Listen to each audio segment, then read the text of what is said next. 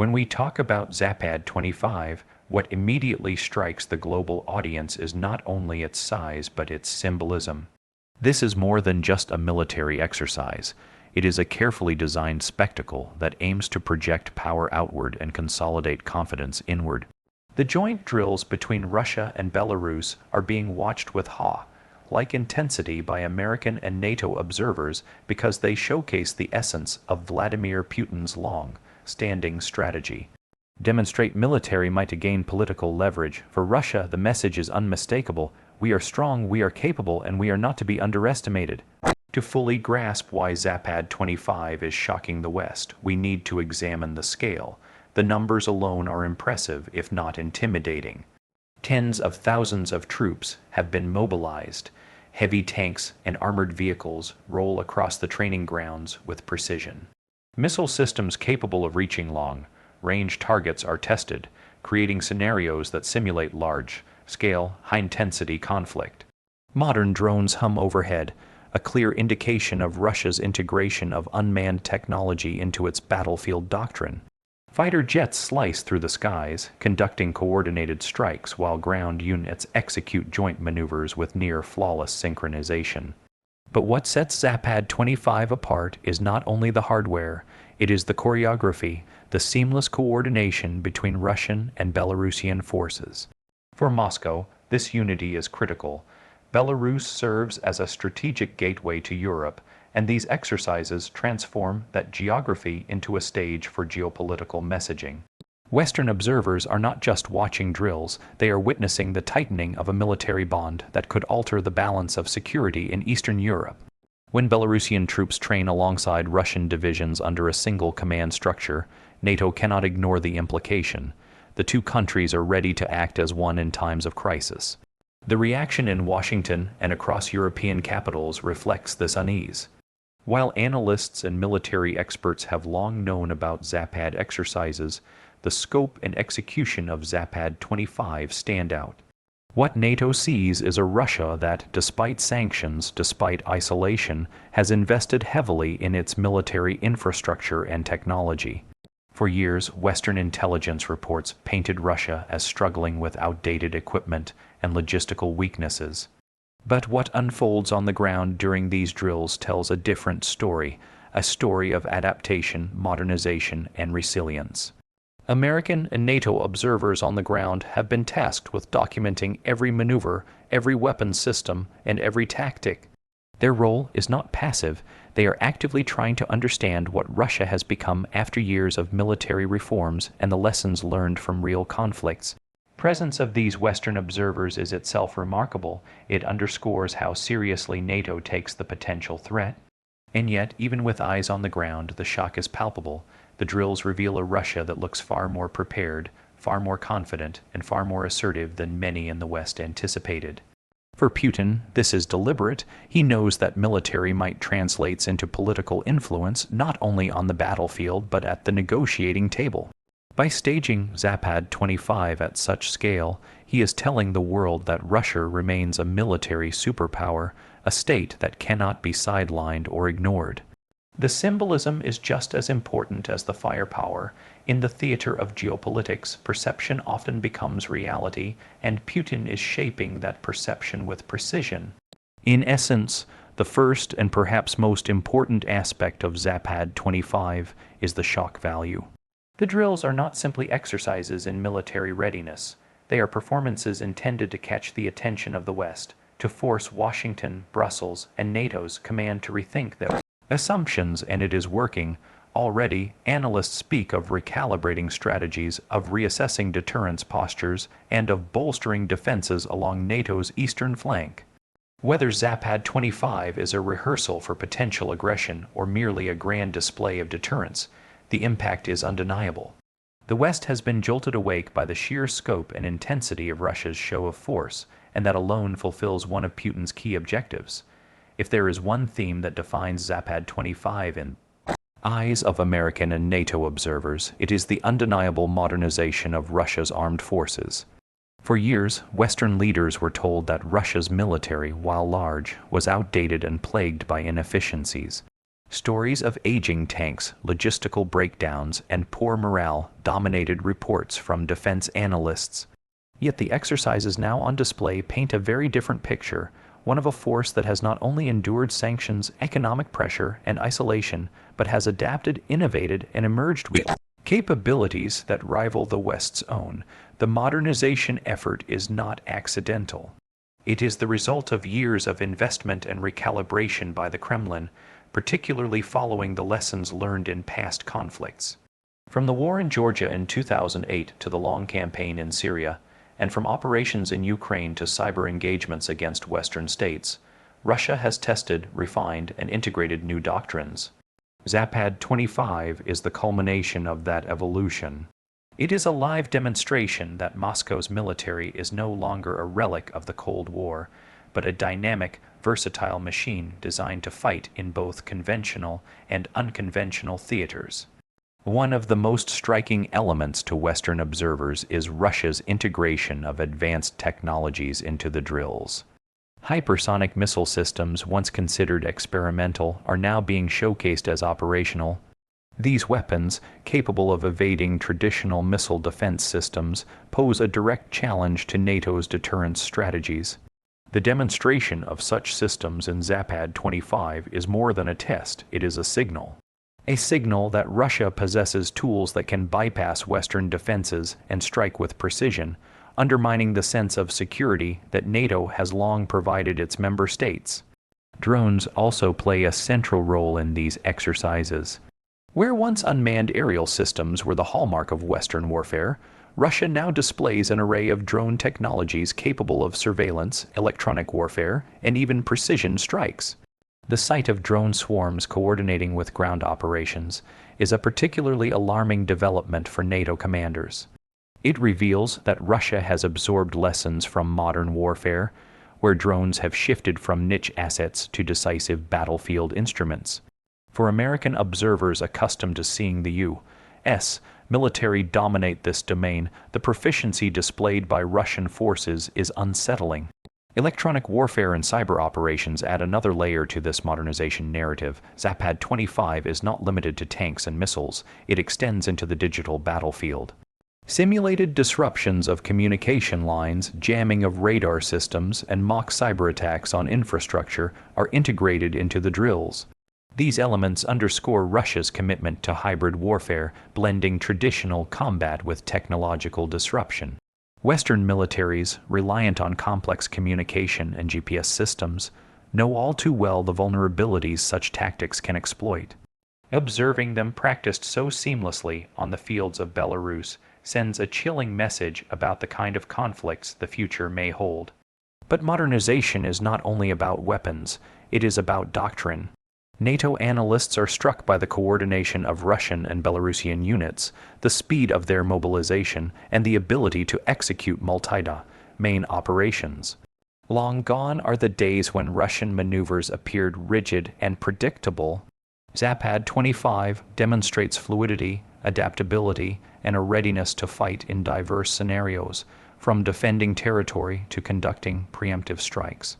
This adaptability reflects a military that has internalized the realities of modern conflict, where flexibility and speed often matter more than raw numbers.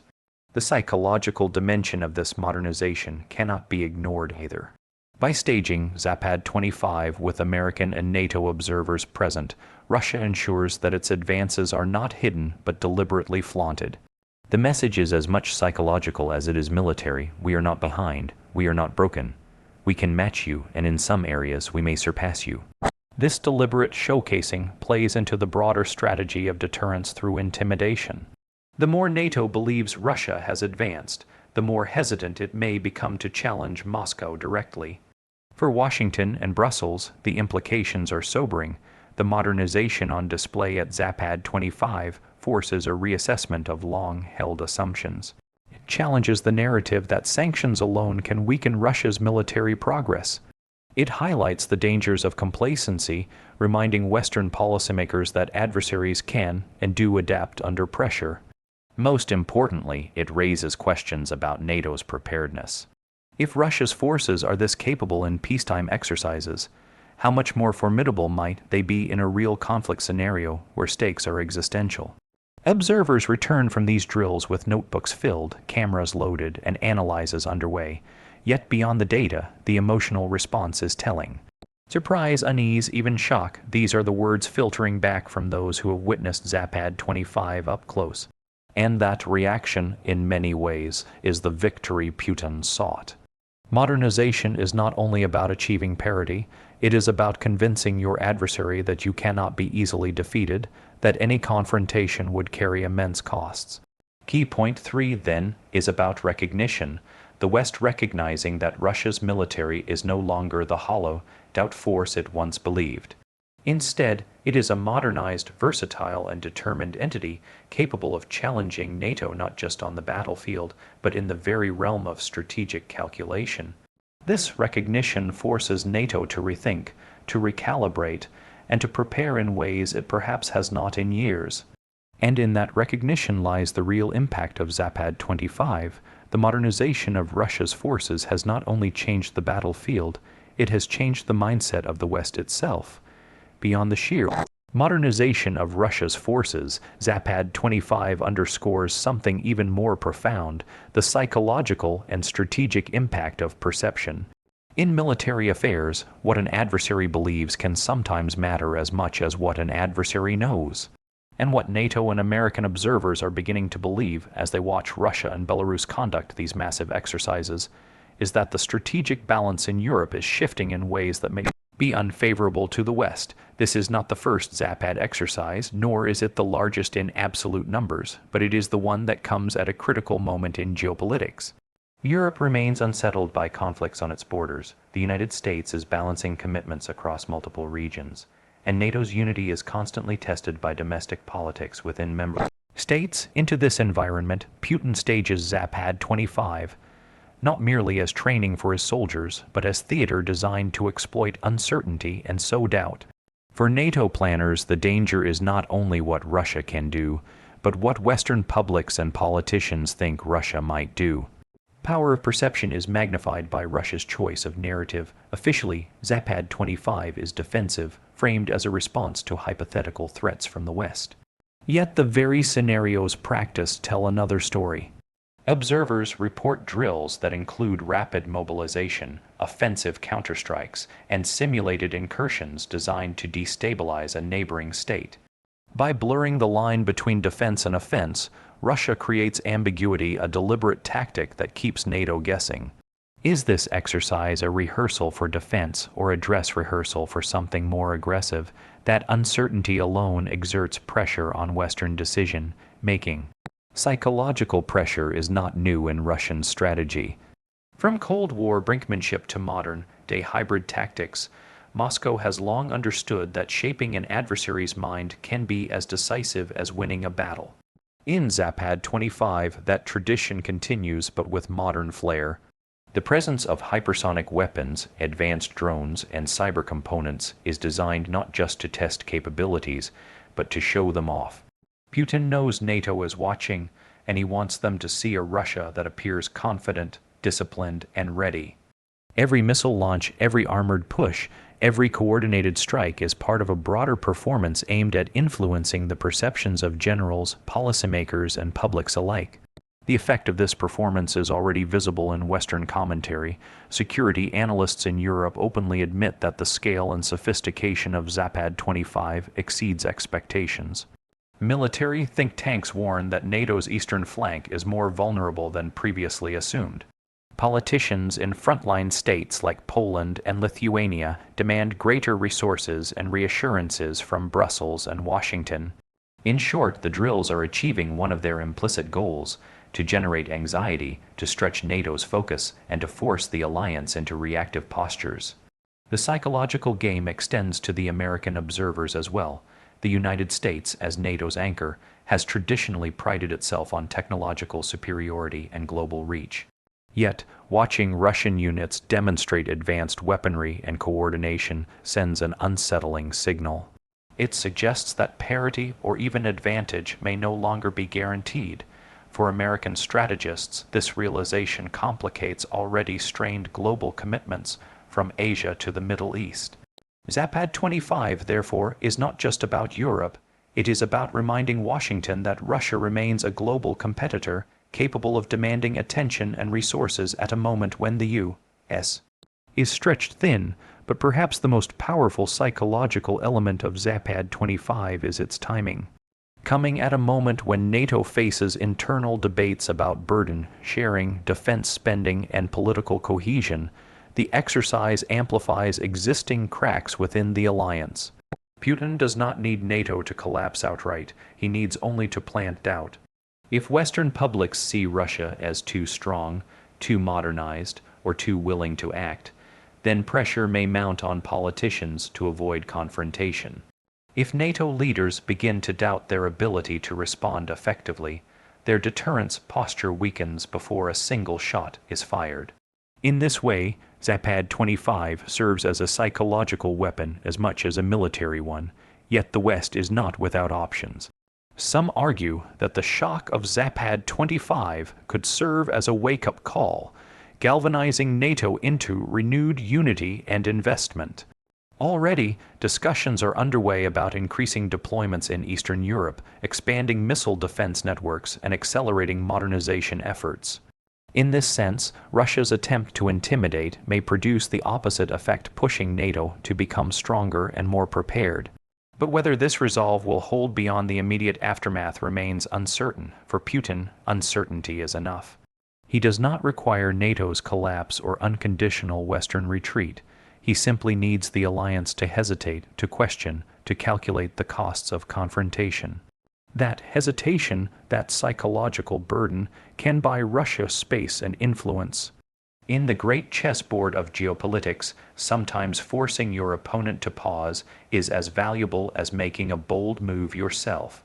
Thus, key point 4 of Zapad 25 is the battle for perception. The drills are not only about tanks on the ground or missiles in the sky. They are about shaping the mental terrain on which future conflicts will be decided. They are about convincing NATO that Russia is formidable, that confrontation would be costly, and that the balance of power is not as secure as once believed. And in this theater of perception, Russia has already scored a victory. As we reach the broader strategic dimension of Zapad 25, it becomes clear that the exercises are not confined to Russia and Belarus alone. Their impact radiates outward, touching every corner of NATO's security structure and compelling policymakers in Washington, Brussels, and across European capitals to confront a sobering question. What does this mean for the future of Europe's stability? Zapad 25 is not simply about maneuvers on the ground, it is about reshaping the strategic chessboard. The drills unfold against the backdrop of persistent global turbulence, strained NATO unity, ongoing conflicts that demand Western resources, and an uncertain geopolitical order where new power centers are rising. Within this fragile environment, Russia seeks to assert itself as not merely a regional player, but as a power capable of altering the balance of deterrence on the European continent. The first strategic consequence is the strained Zapad 25 places on NATO's eastern flank.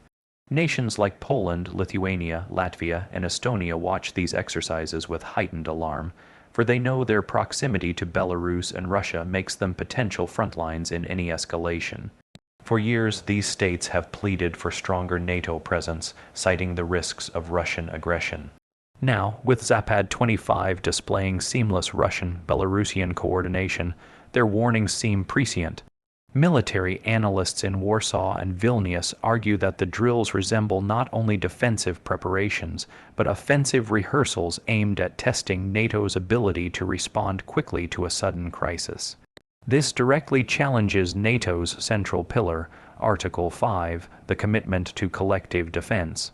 The alliance's credibility depends on the perception that if one member is attacked, all will respond decisively.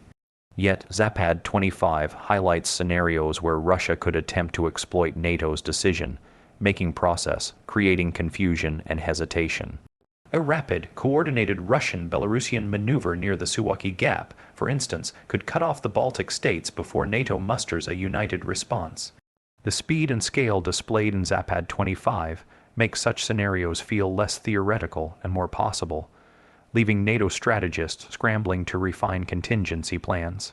The second consequence lies in the global message Putin sends. By staging these drills so publicly with American and NATO observers in attendance, Moscow is not hiding its strength, it is broadcasting it. This is deterrence by spectacle. The message is aimed not only at NATO, but also at nations in the global south, in Asia, and in the Middle East. Russia remains strong, resilient, and capable of challenging the West. For partners and rivals alike, this is a reminder that Moscow cannot be ignored in global affairs, regardless of sanctions or diplomatic isolation. The third strategic dimension is the test ZAPAD 25 poses for American leadership. Washington has long been the backbone of NATO, supplying the bulk of the military muscle and financial resources that underwrite Europe's security. Yet American policymakers face mounting pressures elsewhere, from strategic competition with China in the Indo-Pacific to ongoing instability in the Middle East. ZAPAD 25 forces the U.S. to reckon with the uncomfortable reality that it may be stretched too thin. Can Washington maintain credible deterrence in Europe while simultaneously countering Beijing in Asia? Russia's show of force is calculated to exploit this dilemma, reminding the U.S. that it cannot pivot away from Europe without leaving a vacuum for Moscow to fill. Another strategic effect of ZAPAD 25 is the emboldening of Belarus as a co-actor in regional security dynamics. Long seen as a satellite or buffer, Belarus now emerges as a partner whose territory and forces extend Russia's strategic depth. For NATO, this means that any confrontation with Russia now automatically includes Belarus, doubling the challenge along the eastern frontier. The integration displayed in ZAPAD 25 makes clear that Minsk is not a reluctant participant, but a willing accomplice in Moscow's broader vision. This deepens the sense of encirclement felt by NATO's eastern members and complicates any attempt to separate Belarus diplomatically from Russia's orbit. The fourth consequence is economic and political. Europe, already grappling with inflation, energy insecurity, and internal debates about defense spending, now faces increased pressure to invest heavily in its militaries. ZAPAD 25 demonstrates that Russia is willing to mobilize massive resources despite its own economic hardships. For NATO, the implication is unavoidable. Deterrence is expensive, and complacency is dangerous. Political leaders across Europe will be forced to make difficult choices, balancing domestic priorities with the urgent need to strengthen defenses. If they fail to act decisively, they risk sending a message of weakness, something Moscow would be quick to exploit. But perhaps the most profound strategic implication is the uncertainty ZAPAD 25 injects into Western decision-making. War is not only fought with weapons, it is fought with perceptions, calculations, and hesitation. By showing its capability, Russia does not need to invade to achieve strategic gain. It only needs to instill doubt in NATO's readiness, doubt in America's commitment, doubt in Europe's resilience. This doubt can slow decision-making, divide allies, and create openings for Russia to assert influence without firing a shot. And yet, there is another possible outcome. Just as ZAPAD 25 unsettles the West, it could also galvanize it. NATO, faced with the reality of Russia's evolving strength, may choose unity over division. Already, discussions are intensifying about deploying more troops to Eastern Europe, reinforcing missile defense systems, and accelerating the modernization of Allied forces. In this way, ZAPAD 25 could backfire, uniting NATO in ways Putin did not intend. History has shown that sometimes displays of strength provoke not fear, but resolve.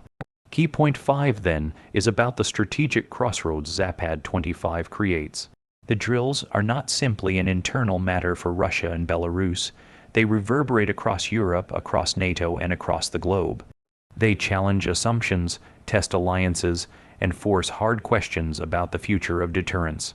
For the West, the choice is stark: respond with unity and strength, or risk allowing Russia's spectacle to rewrite the balance of power in Europe. What is certain is this: ZAPAD 25 has already achieved one of Putin's goals. It has captured global attention, unsettled NATO's confidence, and reminded the world that Russia, far from retreating into irrelevance, remains a central player in shaping the strategic order.